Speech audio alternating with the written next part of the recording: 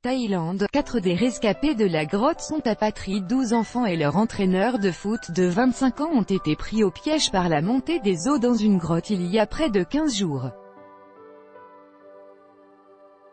Reuters, SOS y atteint l'heureux dénouement en Thaïlande pour les 12 enfants et leur entraîneur de football désormais sortis de la grotte de Tham Luang a suscité une vague d'émotions internationales. La FIFA les a invités à la finale de la Coupe du monde de football en Russie, mais ils ne devraient pas s'y rendre en raison de leur état de santé, mais également parce que 4 d'entre eux sont apatrides, c'est-à-dire sans nationalité et sans passeport. Ekapol Chantawang est l'entraîneur des jeunes de l'équipe des 12 sangliers sauvages.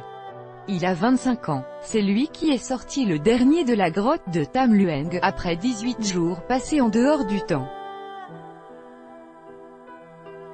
Comme 3 des enfants qui étaient avec lui, il est apatride, c'est-à-dire sans certificat de naissance, sans papier d'identité, ni passeport.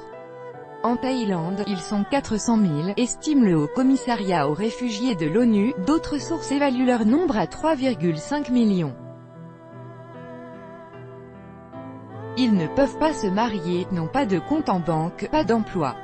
Et ne peuvent encore moins voyager. Adul Samon est l'un de ces 3 enfants apatrides.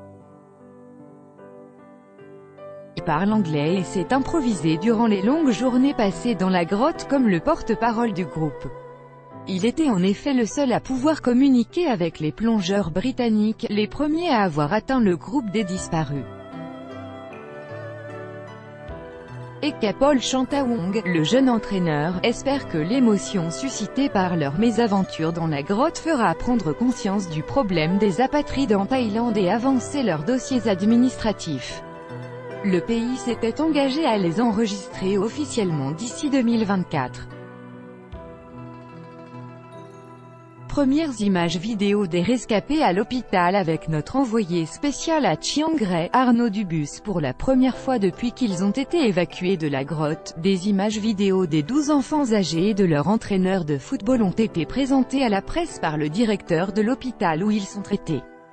Tous ont l'air en relativement bonne santé, quelques-uns sont allongés sur leur lit d'hôpital, d'autres sont assis et font des signes de victoire ou saluent les 2 mains jointes, selon la tradition thaïlandaise.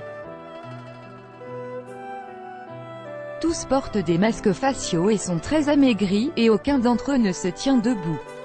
Derrière la vitre, leurs parents leur font des signes de la main. Puis les parents sont autorisés à voir leurs enfants, mais en se tenant à une certaine distance à cause des risques d'infection. Ce sont les premières images des enfants et de leur entraîneur de football depuis l'évacuation. Le directeur de l'hôpital de Chiang Rai, Chewet Tanakraisarn, détaille leur état de santé. Je peux maintenant confirmer que la santé des 2 derniers enfants et l'entraîneur de football sorti mardi de la grotte, ainsi que les commandos de marine qui étaient avec eux, ne présentant pas de signes alarmants.